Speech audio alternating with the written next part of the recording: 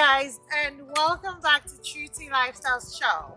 And I'm your host, Tiffany. Today, yes, I'm talking about they don't come with manual. Yes, I had to take a run and just to get myself some fresh air from parenting sometimes.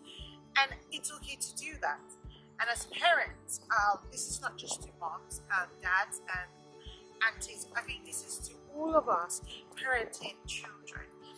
I don't know if you've been in that situation where you just feel like, can someone tell me what to do? You feel like you've done your best and your best is still not good enough.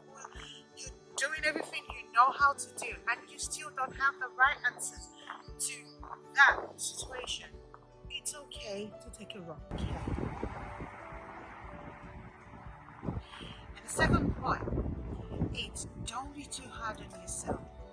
I'm sure all the other moms or dads or aunties or uncles or anyone out there being a parent don't have it all figured it out. No child has come with manual. Well, I'm yet to know that child that was delivered with his own manual on how to use the child. We're all learning and we're all trying our best to be the better person we can be. So sometimes you need to give yourself a pat in the back and say, you're doing good, because that's all you can do to yourself. Because if you can't always have it all figured out, that's what I've had to learn.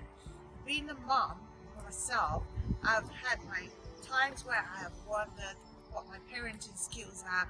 Am I doing good?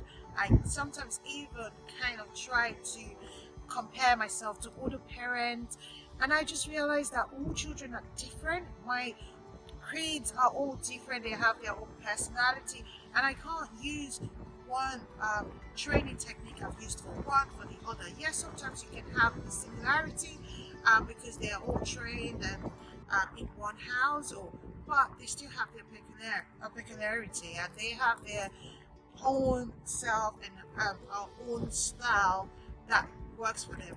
One of my kids, no matter how you scream, it doesn't matter. And then the other one is very emotional. And you have the one that is like in between. So you can't, it's not one size fits all. You can't use the same thing you use for one for the other.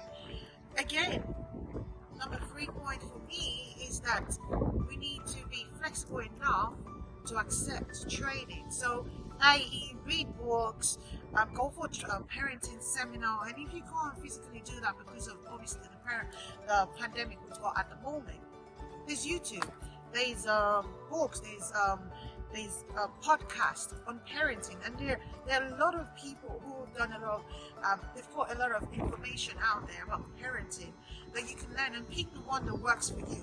Or, like I said, it's not like it's gonna fix it. There's no manual out there. You just have to keep trying and getting the one that, and hopefully you get the one that would work for you and your family. So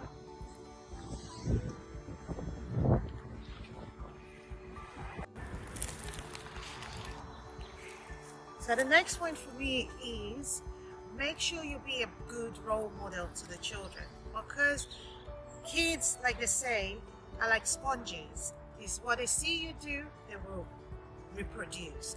Whatever you put in, you put out, you get out of them. You put in garbage, you get, and you put good stuff, obviously you get good stuff. So on that point, that brings me to my final point for this episode, and which is spend quality time with the children. Make time.